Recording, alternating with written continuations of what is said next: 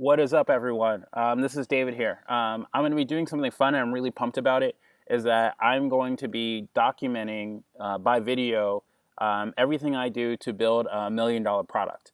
So often when you're an entrepreneur, you can get so caught up in the big goal, but really the action is in the day to day, things that you're doing every single day to push the ball forward and to achieve your goal. I've done this a couple times, and I'm going to be showing you what I do on a daily basis and how I launch a product. Today, I'm going to be looking at Facebook ads and my landing pages and my email responders, which is the nuts and bolts of truly starting to build your business. I'm going to be jumping over to Facebook ads right now. All right, guys, my product is basically a service that helps people grow their Instagram presence. And so I built some software, and I'm basically going through the lean startup methodology. I'm using the lean startup methodology to build the company. Now, the first thing that I want to do whenever I'm trying to launch a company is understand two things. One, who are the people who are going to buy the product? And then two, how do I tell a story that meets what those people's needs are? So my goal really, when I'm just launching, is to use Facebook as a quick way to iterate messaging and product positioning. A couple days ago, what I did was I set up Facebook ads that basically had a $5 a day budget that was testing one message to one audience. And that message was using hashtags to grow your business faster, your Shopify store faster. That was the message. The targeting for that was targeting people who own Shopify stores. So what I'm going to do is I'm just going to go in and show you the performance of these ads.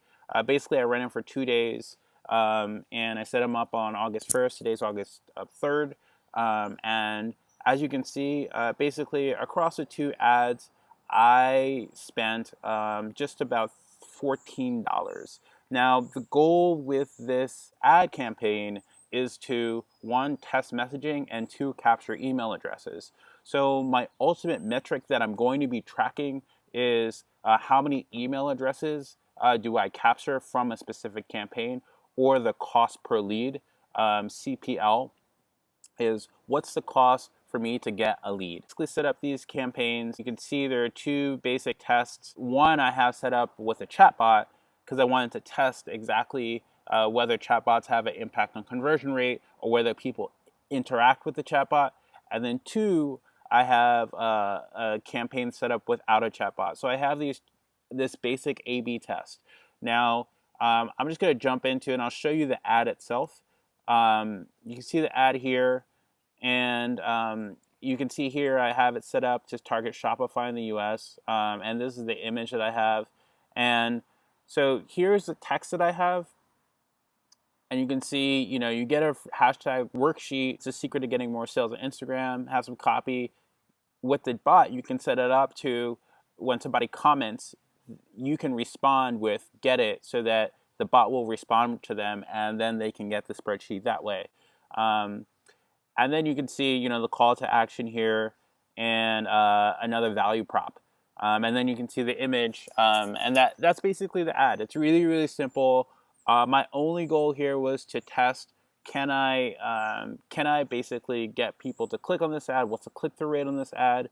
And also, when people click to the landing page, whether they actually sign up or not. Now, if I look at this here, if I look at the performance of the ads, I typically go to the ad set level, not the campaign level. We want to look at the ad set level. And basically, we see these two ads. They actually didn't perform all that impressively. Facebook, what I like to do, I like to set up a custom view for myself. And the way I do that is I really want to know what the cost per click is, and I also want to know what the cost per lead is. So the way that you do this is you click on, in the Ads Manager, you go to the Ad Sets tab, and then what you do is you go to the Custom tab, and then you go to Customize Columns. Great. Now we're looking at Customized Columns. Let's look at website. Let's look at first clicks. That's the first thing I want to do.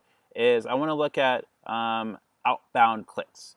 So these are clicks that sent a user from Facebook out to my landing page. And then I also want to add to that. Custom conversion. So you want to scroll all the way down to, let's see, where is it? Custom conversion value, and add IG hashtags August conversion rate. So here you go. So these are the two.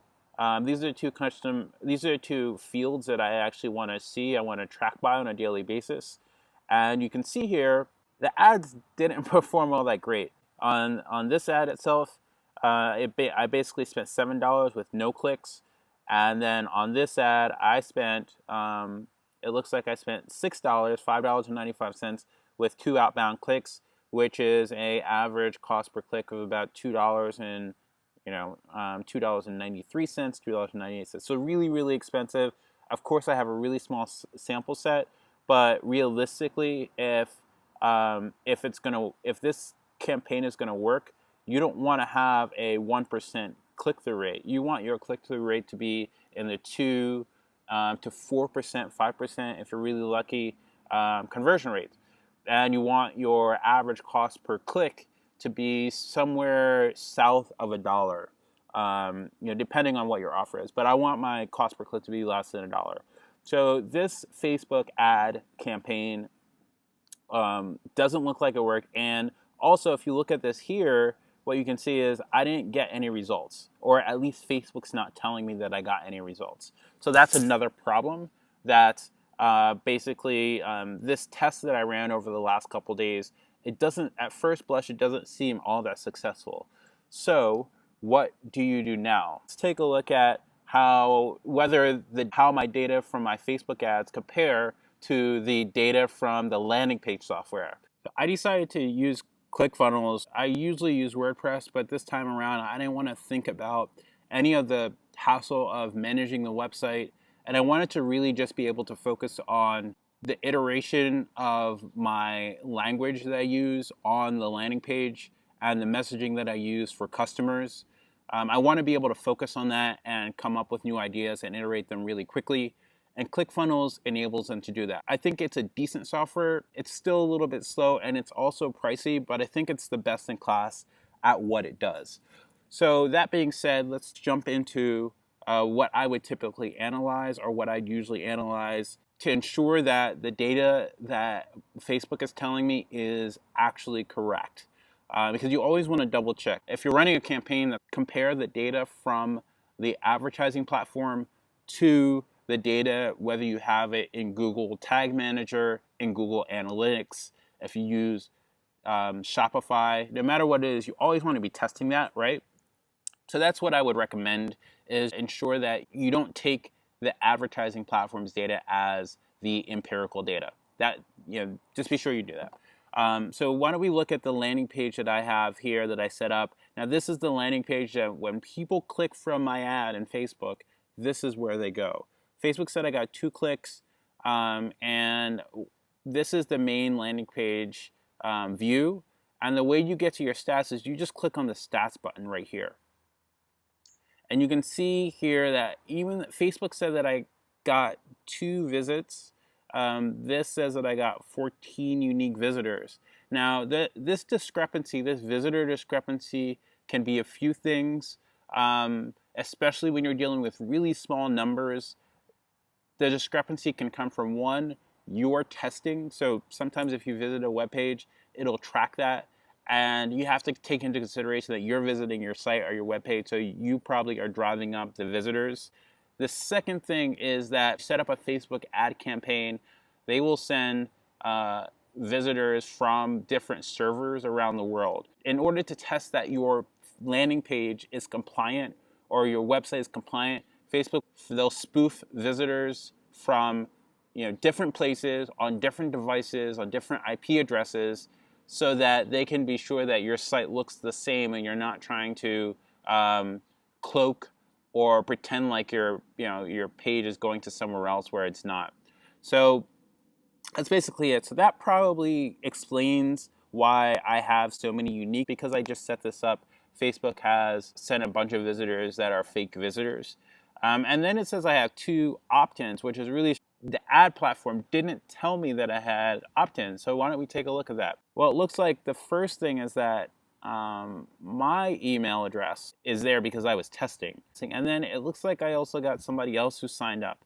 Now, I'm not sure why this didn't track back to Facebook, but this means that I actually have to ensure that my tracking is set up correctly from Facebook to my landing page. So the two things I'm going to be doing today is one, setting up a couple new ads with a couple new messaging and target audiences that I want to test.